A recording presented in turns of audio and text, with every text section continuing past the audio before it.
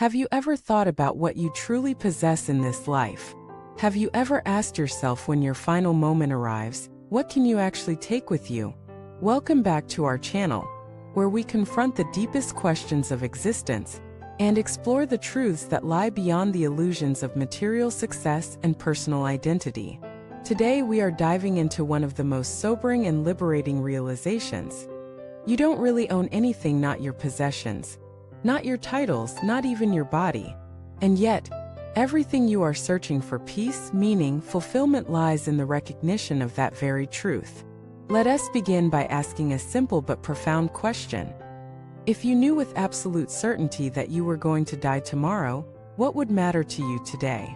Would you still obsess over your bank account? Would you still argue to prove you're right? Would you still chase validation from people who don't truly see you? Or would your heart turn to something else, something deeper, something quieter, something that has always been there but often gets drowned out by the noise of daily life? Death is not something we like to talk about. Scares us. It reminds us of our vulnerability, our impermanence. But paradoxically, it is through contemplating death that we can discover how to truly live. Because death strips away every illusion. When the body fails, your beauty, strength, and charm can no longer protect you. When the mind dissolves, your degrees, titles, and ideas mean nothing. When the breath stops, your achievements, your house, your status all vanish like mist in the morning sun. So what remains? What truly belongs to you? The Buddha taught that the only thing we can take with us is the quality of our consciousness, the purity of our mind, the compassion in our heart, the clarity of our awareness. Everything else is borrowed, temporary, on loan from the universe. Even your loved ones, even your name, even your sense of I. And yet, we live as though everything belongs to us. We grasp, we cling, we accumulate, we hoard. We build identities around what we own, what we do, how we look. We say my house, my car, my partner, my job, my opinion, my story. But what happens when life takes it all away? That S, when the truth is revealed. You never owned it to begin with. You were just passing through. This isn't meant to be depressing, it's meant to be liberating. Because once you stop trying to hold on, you can finally start to be present. Once you stop defining yourself by external things, you can discover the boundless stillness within. You can enjoy beauty without needing to possess it. You can experience love without needing to control it. You can engage with the world without being owned by it. This is freedom. And freedom doesn't come from having more. Comes from needing less. It comes from realizing that what you are is not your body, not your story, not your reputation, not your achievements, but the awareness that witnesses all of it. That awareness has no age, no gender, no race, no social status. It is eternal, indestructible, free, and it is who you truly are. When you begin to live from this place, everything changes. You become less reactive, more grounded. You stop chasing drama and start valuing peace. You forgive faster. You speak softer. You listen deeper. You no longer need to win every argument or prove your worth, because you realize your worth was never up for debate. You begin to live in alignment with what actually matters.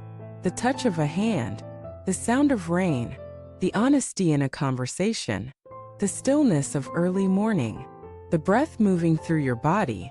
These simple, sacred moments overlooked in the rush of doing become the treasure of being. And in honoring them, you begin to taste eternity in the present moment. You begin to die before you die, and in doing so, you awaken. This is what the mystics and sages have always known. To die before you die is not to cease existing. It is to cease believing that you are the story, the mask, the role. And what remains is truth. So how do we live in that truth? By practicing presence, gratitude, compassion, simplicity. By choosing depth over distraction, service over self-interest, silence over noise. By remembering again and again that nothing is truly yours, but everything can be loved, honored, and appreciated while it's here. Imagine living each day as if it were your last, not in a frantic bucket list kind of way, but in a mindful, sacred, wholehearted way. Imagine speaking to your loved ones as if it were the last time you'd ever see them, not out of fear, but from the fullness of love. Imagine making every choice with the awareness that one day you'll have to let it all go. Would you live differently? Would you love more boldly? Would you forgive faster? Would you suffer less? Probably, because the awareness of death doesn't take life away, it gives it back. Cuts through the trivial, it exposes the false, and it reveals the real. And the real is always here, waiting, whispering, calling you home. So the next time you find yourself clinging, pause. Ask, if I can't take this with me, is it worth my peace? The next time you're caught in comparison, ask, what will this matter when I'm on my deathbed? The next time you're lost in fear, ask, who is afraid and who is watching the fear?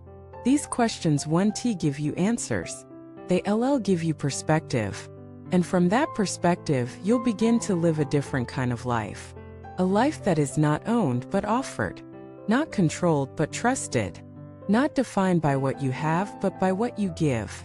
Because in the end, it's not about what you held on to. It's about what you let go of and how that letting go opened your heart. It's not about how much you accumulated. It's about how deeply you loved. It's not about how long you lived. It's about how fully you were present while you were alive. That is the only thing death cannot take.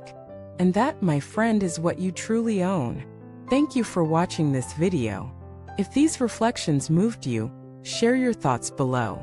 Let us continue this journey together with presence, truth, and heart. Don't forget to like, subscribe, and share this message with someone who might need a reminder of what really matters. We'll see you in the next video.